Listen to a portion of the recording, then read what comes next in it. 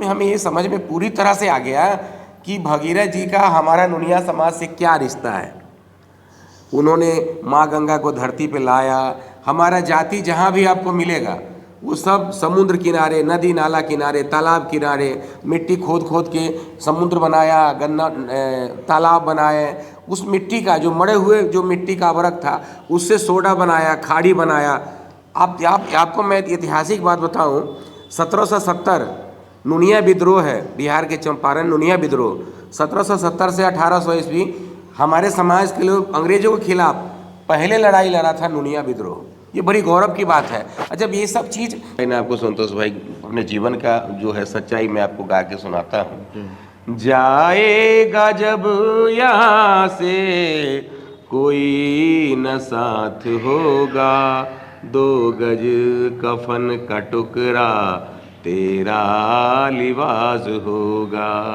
रह जाएंगे तरपते परिवार वाले तेरे, रह जाएंगे तरपते परिवार वाले तेरे। दे देगा आग तुझ में बेटा जो खास होगा, 2 गज कफन का टुकड़ा तेरा लिबास होगा। सोने सी तेरी काया जल जल के राख होगी, सोने सी तेरी काया जल जल के राख होगी। कुरे देंगे जब जमी में बाकी न खाक होगी, पीटेगा छाती अपना कुनबा निराश होगा, 2 गज कफन का टुकड़ा तेरा लिबास होगा।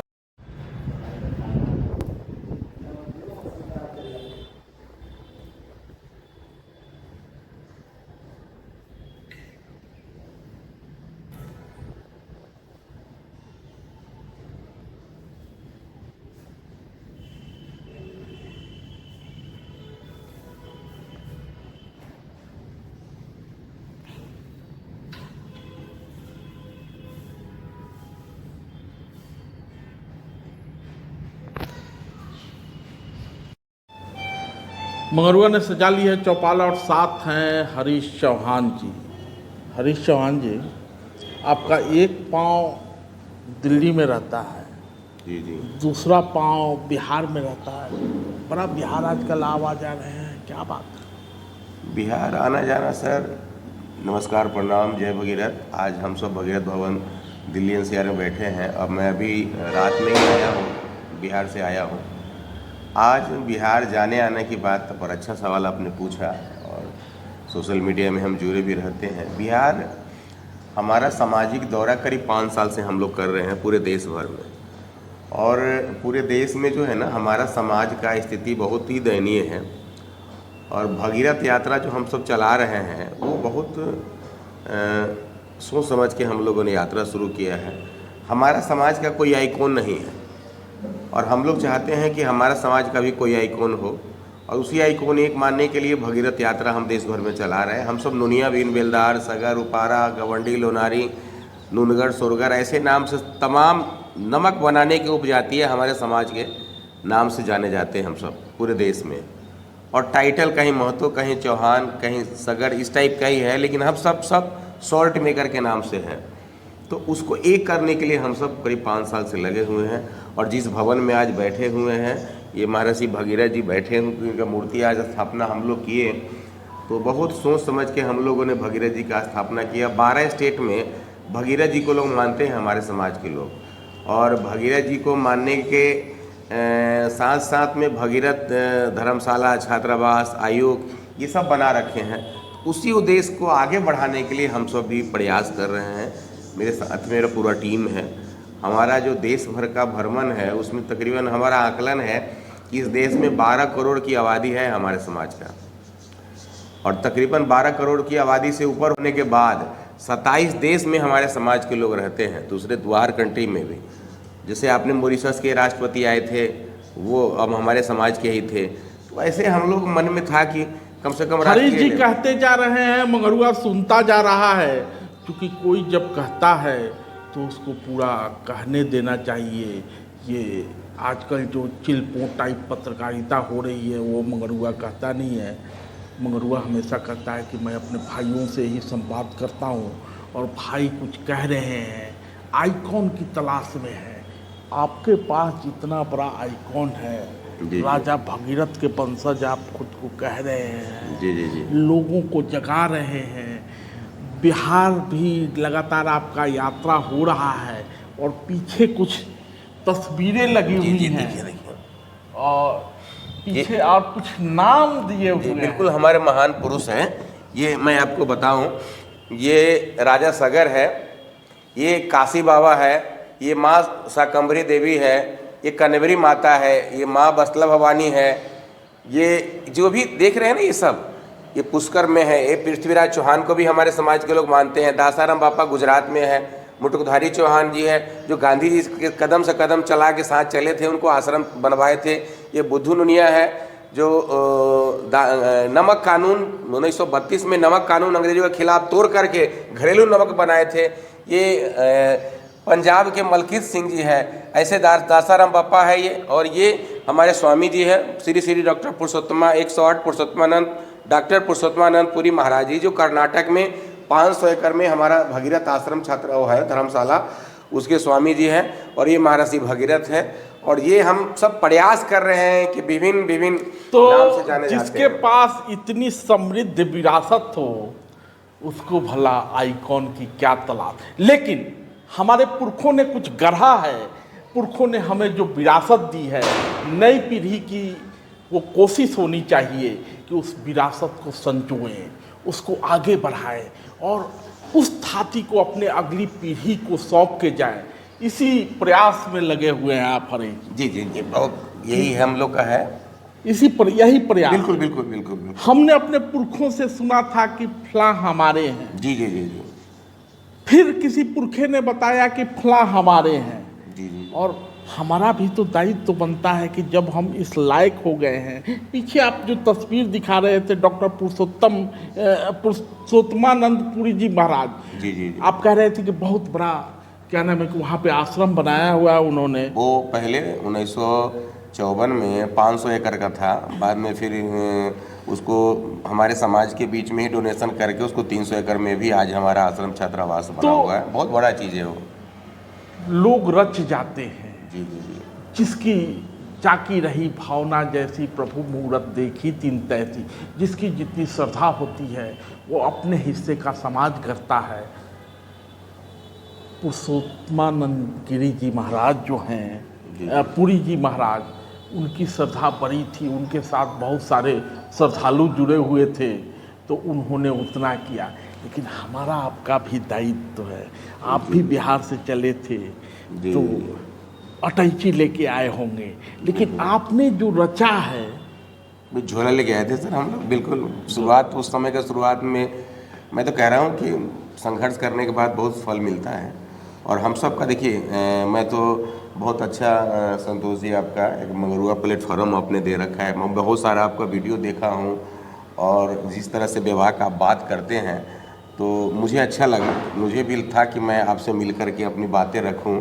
और आप आए भगीरथ भवन में, आज ये तो आए हैं। भाई जब भाई की प्रशंसा करता है तो भाई थोड़ा सकुचाने लगता है। मंगरुआ को सकुचाने की आदत है। आपका जो ये छोटा सा प्रयास है, जितना भगवान ने आपको, जितना राजा भगीरथ ने आपको श्रद्धा दी है, जितना महर्षि भगीरथ ने आपको जथा दिया है, उतने में जो कथा आप कह रहे हैं उस कथा के विषय में बताइए और कैसे विस्तार दे रहे हैं। मैं आपको एक छोटा सा बात बताता हूँ। मेरे मन में एक इच्छा था कि कुछ अच्छा चीज़ हम करें जी। और अच्छा कुछ करना भी चाहिए हर इंसान को। उम्र का एक पड़ाव होता है, बचपना, हम तीन उम्र में हमारा 3 हिस्सा में बढ़ता है। बचपना आता है, युवावस्था आता है और फिर लास्ट में हम युवा से फिर वृद्धावस्था में जाने की तैयारी कर लेते हैं। और जाना तो है, इस दुनिया में जन्म लिए है तो मरना तो निश्चित है। तो सबसे कुछ करके हम लोग जाए ना, तो इसके लिए हम लोग कुछ, मेरे मन में था कि कुछ हम नयापन करें। और मैं कोरोना में जब बीमार पड़ गया वैसे तो मैं जुड़ा हुआ था 2011-12 में मैंने एक मूवी बनाया था नुनिया के वीर सपूत अपने समाज को जगाने के लिए। हमने गाना गाया था हर तरफ हुंकार नुनिया की, हर तरफ गनवे दया गुनगुना दी। गाना आपको मैं सुनाता हूँ। हर तरफ हुंकार नुनिया की, हर तरफ तहार है, नुनिया बिन बेलदार की एकता देख जग सारा हैरान है। तो ये हमने गाना बनाया, फिर मूवी बनाया।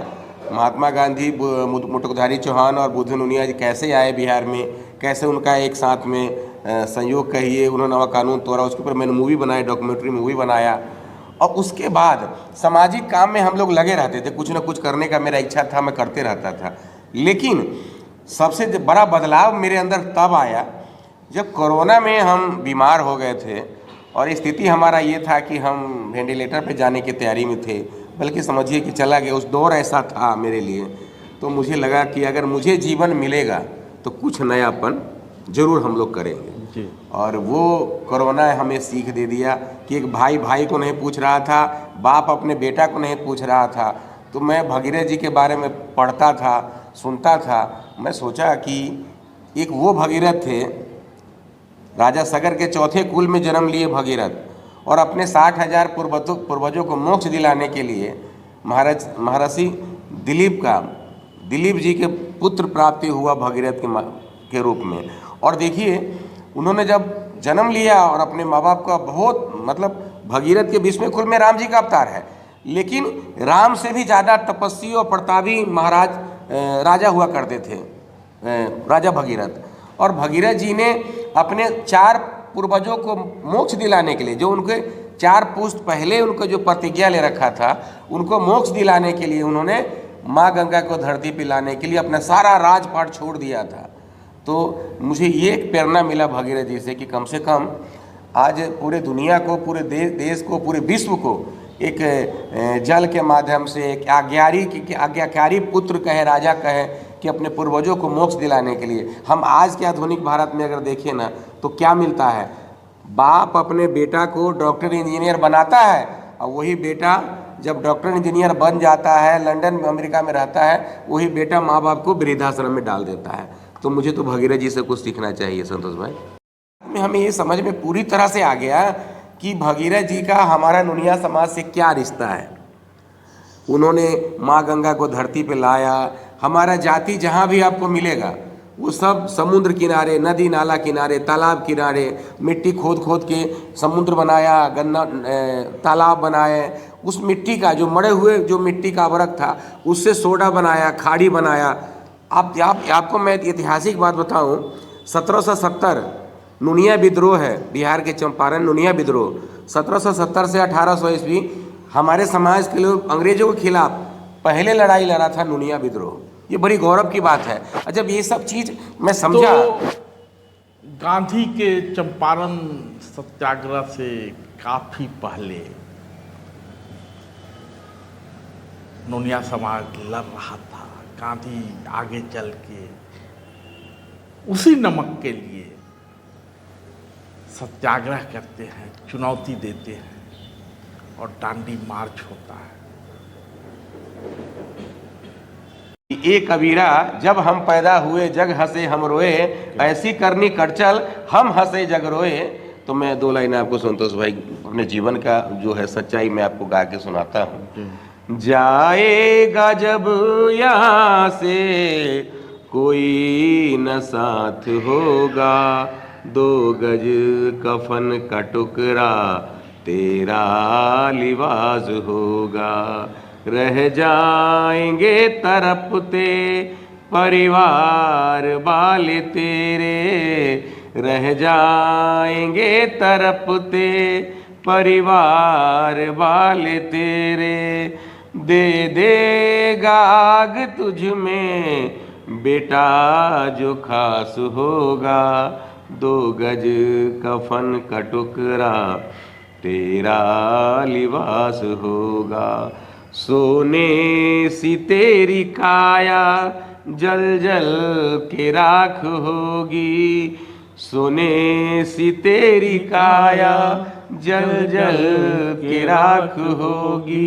कुरे देंगे जब जमी में बाकी न खाक होगी। पीटेगा छाती अपना कुनबा निराश होगा। 2 गज कफन का टुकड़ा तेरा लिबास होगा।